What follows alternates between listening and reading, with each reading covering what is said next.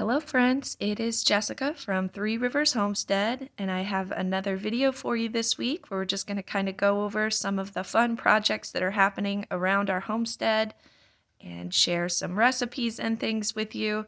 It's been a trying week here, and I'm going to show you why. This is this is what the outside of my property looks like right now. I've explained to you we are completely redoing the foundation of our house. They're exposing and excavating the entire cellar, and then they're going to waterproof it so that we'll be able to use our cellar space because it is currently very wet and we are unable to use that space. So I know it will all be worth it when it's done, but it is very difficult to function, especially with this many children, when that is what your yard looks like. Everything is muddy and messy. I can't safely allow my young children to play unsupervised outside because there are big 6-foot drops around the house where the foundation is exposed. So this is definitely stretching me as a mother, but we've made it through the week and it's the weekend, and it's all going to get better next week. I just had to give myself a little bit of an attitude shift. I had a bit of a pity party this week, which is very unlike me, but I've noticed that lack of sleep with the baby, always exacerbates negative feelings. So anyways, lots of fun things in this video other than obviously my complaining. We're going to plant some tomatoes. We're going to make homemade donuts. I'm going to show you the chicks that we incubated. And we are also going to can some baked beans. So just working on giving a couple of my boys haircuts that desperately needed it. And let's move to the next homestead project of the week. Today is the day that we're going to plant tomato seeds. I'm actually a little later than usual. Typically, I plant these more towards the beginning of March, but everything is just a little more complicated this year with a little baby, and just life is very busy right now. So this will still give us plenty of time to get a nicely sized tomato start to go into the garden.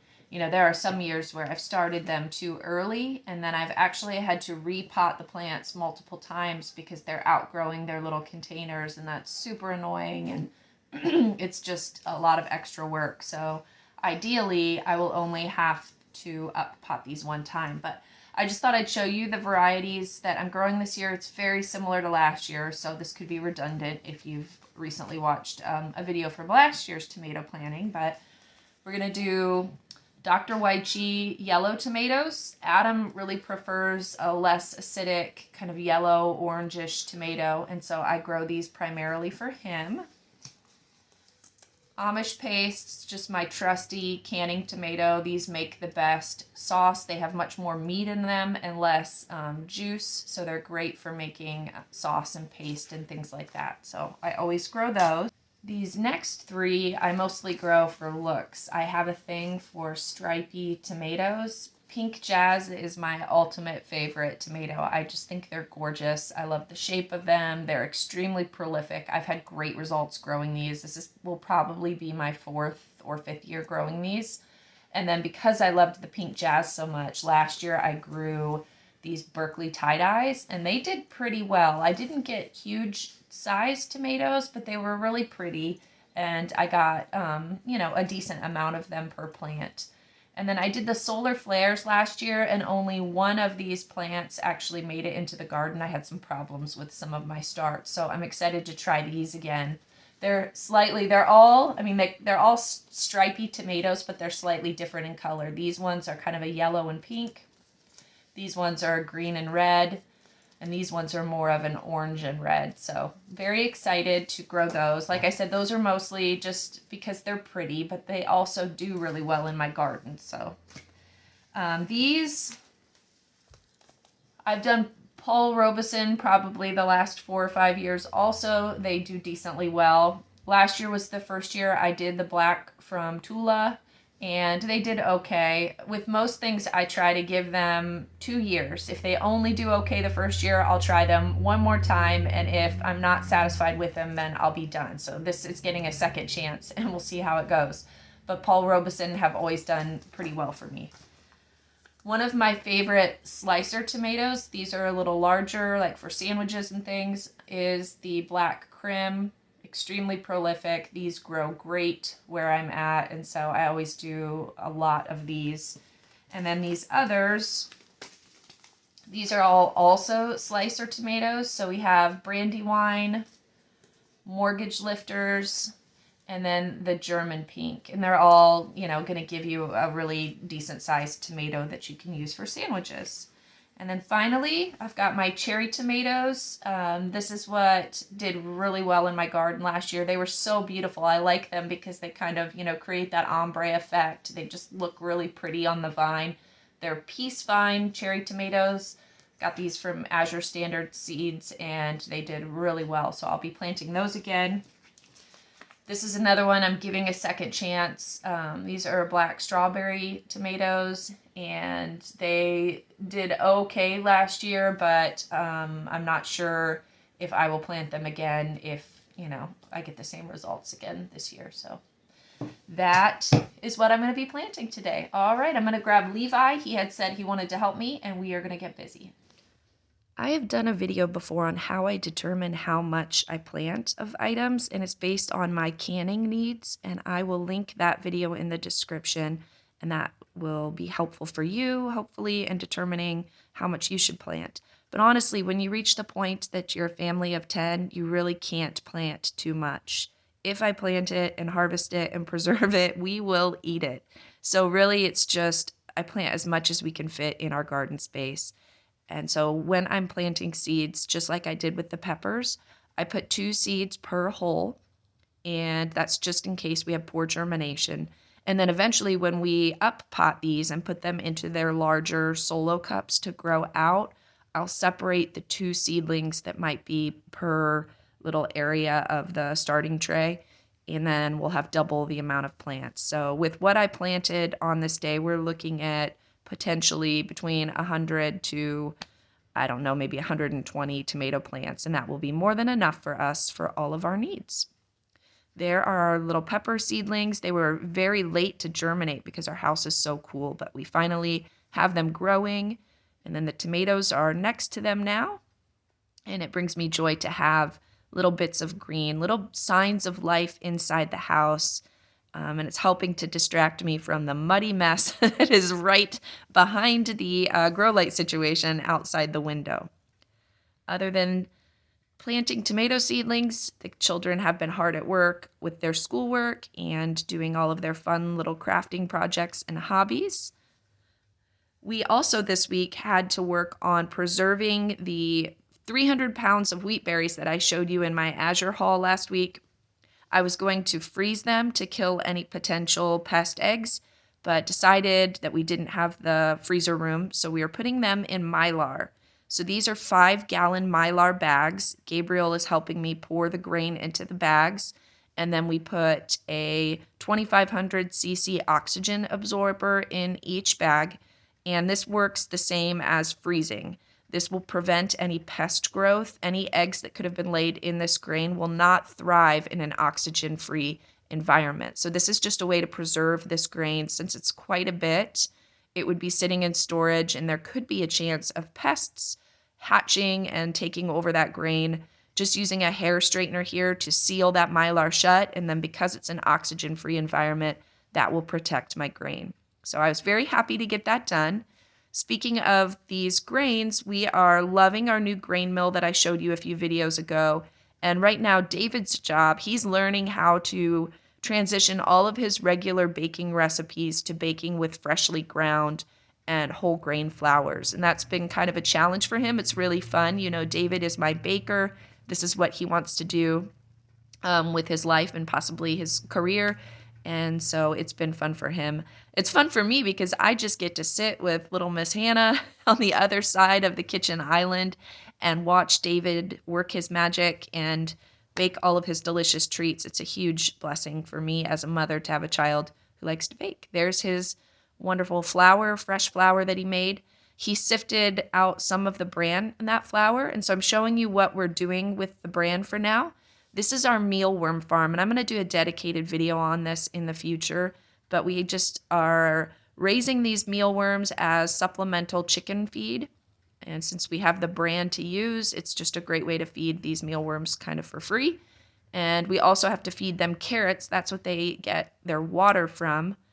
to survive. So about once a week, we chop up a carrot and put a little piece per layer of our mealworm farm. And as I mentioned, I'll do a video on this in the future and show you how all of this works. But for now, just wanted to show you what we're doing with that bran.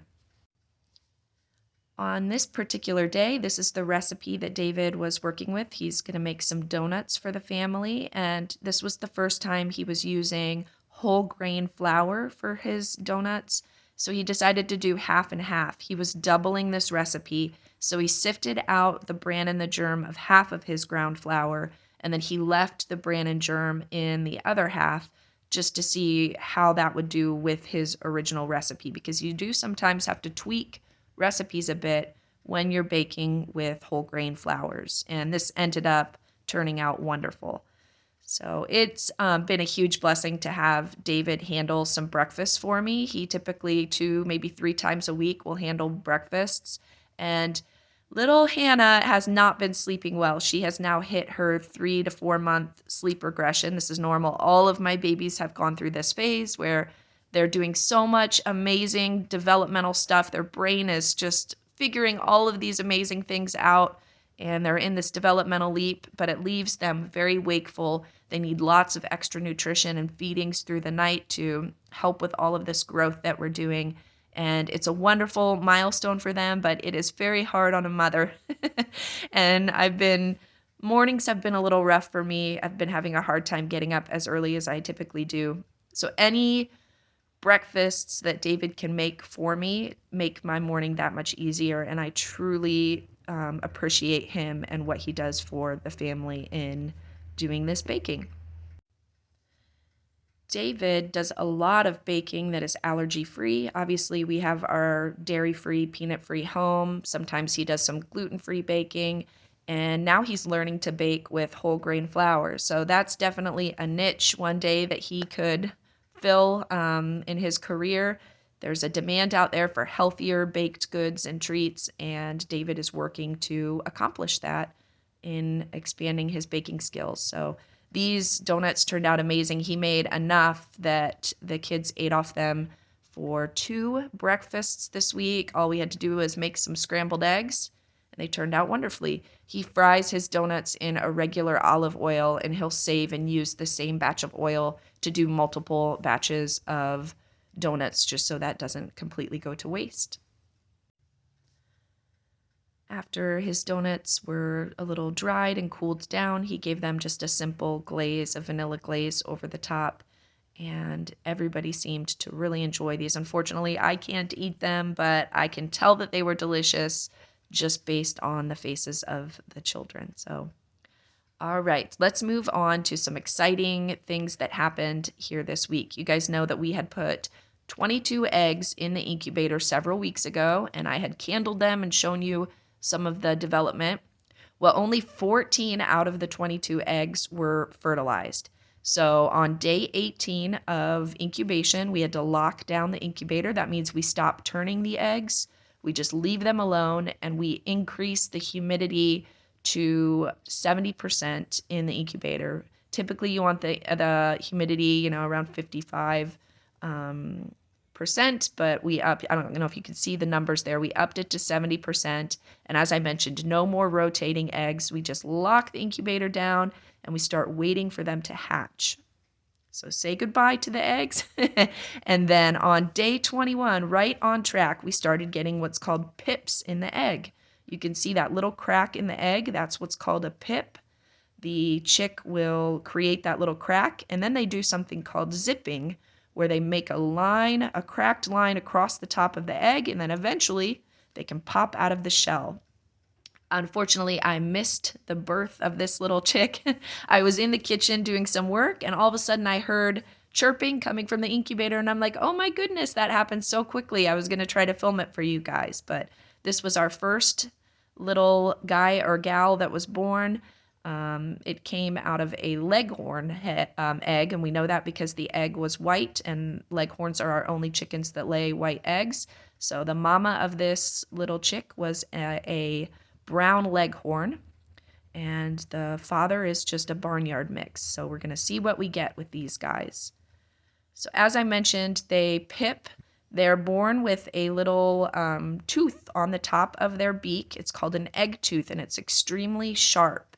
And so as they lay there during lockdown, they situate themselves so the beak is facing up. And Elizabeth is showing John here how that little egg tooth on the top of the beak, they poke up at the top of the egg, and that's how they're able to crack it. And then that egg tooth actually dries out and disappears by the time they're about a day old. And that's why you don't see an egg tooth on adult chickens. You can see this little chick has made quite a hole right here, and it's very hard work for the chick. They get very tired, so it will break a little bit of the shell, and then it'll fall asleep for a little bit, and then it'll wake up and break a little more. And this was just like fascinating for my children. We cleared this area of the kitchen so they could sit there and just watch it all day long. They're just waiting and watching for these little chicks to emerge. And unfortunately, this one emerged really early in the day, and then we didn't have any more hatch until overnight. And we woke up the next day on day 22 to a dozen. So 12 out of 14 of them had hatched, and that was just such a lovely surprise for the children to wake up to. They were very happy. So there are 2 more eggs still in the incubator as of the time that I made this video. One of them is pipped, and we're just going to see what happens. But this is a pretty successful hatch rate. It was a terrible fertility rate, but a great hatch rate out of the eggs that were fertile. So since these are straight run chicks, we don't sex our chicks to determine whether they're male or female at this age. We're just going to have to wait and see. Any females, which they're called pullets, a female chicken under the age of 1 is called a pullet, and then when she's older, she'll be a hen. Any of these pullets will end up in our egg-laying flock, and any of the cockerels, that's the name for a young rooster, any cockerels will be raised as meat birds and will eventually become stew meat that we will can up and will feed our family well. So we moved these guys after the children were done playing. We moved them to the brooder in the garage, where we will now care for them and grow them out and really enjoy them while we have them here on the homestead. The next project we need to do is can some baked beans. I'm looking for some easy lunches for my kids, and so I'm adding a little bit of apple scrap vinegar to each of these jars of beans. As you can see, I filled them maybe about a quarter of the way, a fifth to a quarter of the way full with dried beans. Added that apple scrap vinegar, and then I filled them the rest of the way with water. We're going to soak these beans overnight. That helps break down the phytic acid in the beans and makes them easier to digest. Assembling some ingredients to make my baked bean sauce, but this is what those beans look like after they have absorbed the water and swelled a bit in the jar. So we can drain those and then fill them with our sauce for the baked beans. And speaking of that sauce, let me show you what I'm going to make it out of. This bag of tomatoes, these are the last of my frozen tomatoes from last year's garden, and I just need to get them out of the freezer and use them up, so this was a good opportunity to do so. These are freeze-dried tomatoes from last year's garden also, and just at this point, I'm trying to clear pantry shelves. We have freeze-dried green pepper slices also from the garden last year. Just various types of bell peppers that will be a good addition to our baked beans, and then a freeze-dried green onion powder for a little bit of onion flavor. We have a couple jars of home-canned barbecue sauce that were made using the Ball canning barbecue sauce recipe, a little bit of blackstrap molasses, and then we have some yellow mustard. So we're going to mix all that together in a pot, and since there's lots of freeze-dried items, we need to add more liquid. I'm adding a little bit of apple scrap vinegar to give it a vinegar taste that's really good in baked beans. I'm also adding a quart of home-canned beef broth, and I also added a quart of, these were roast drippings from a pork roast that we had made earlier in the week. And that should be enough extra liquid to rehydrate anything that's freeze-dried in here and make a wonderful sauce. So we're just going to salt it a little bit, turn the stove on, and let this simmer and let those frozen tomatoes thaw and cook down and everything rehydrate. And this is going to be the base for our baked bean sauce. Since we are pressure canning our baked beans, beans and meats need to be pressure canned because they are a low acid food. I don't need to be as particular about the ingredients in my sauce. Acidity levels aren't really what matters in pressure canning. What really matters is that we are using the appropriate pressures and times to safely can our baked beans. So you can look up an approved baked bean recipe by searching the National Center for Food Preservation baked bean recipe, and they will tell you that for quarts, you need to process them for 75 minutes. I'm adding some bacon here to my baked bean, so I'm going to end up processing these jars a little longer since there's some solid meat in there, and we're going to process ours for 90 minutes to make up for the fact that there's that meat. Our sauce is all done since I blended it with that immersion blender, and we're just covering our soaked beans and our bacon in with the sauce. And I had enough sauce for the 5 jars of white beans. You'll see I have 2 jars of black beans. We're going to fill those with something else.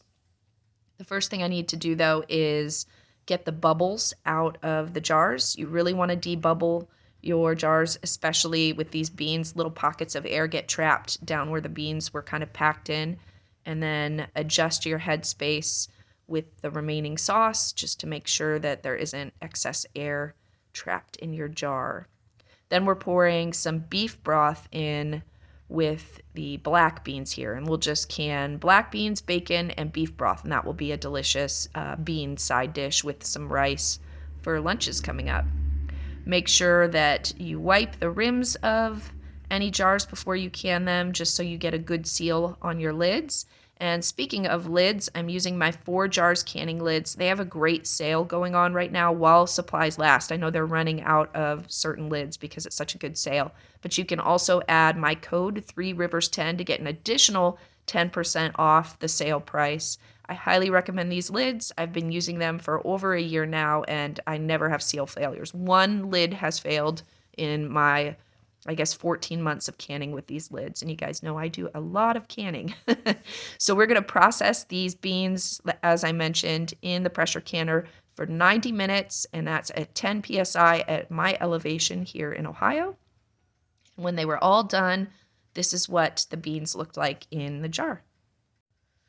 As I mentioned, I'm looking for easy lunches right now. And so these will make a great side dish to some sandwiches for lunch for the children. And that is about all that we were up to this week. I've got my 3 little monkeys here entertaining Hannah. Hannah got a new little toy. Her grandma bought her this fun toy for the kitchen. She's graduated out of her little bouncy seat and needs something that will stimulate her and entertain her a little more. She's just growing and changing so much, and we're so just blessed to have her in our lives. All right, friends, hopefully you enjoyed this peek at what we were up to this week. I hope you had a wonderful week, and next week I'm hoping to do a video for you all about the GAPS diet and show you some of my favorite recipes. So until then, we will see you later.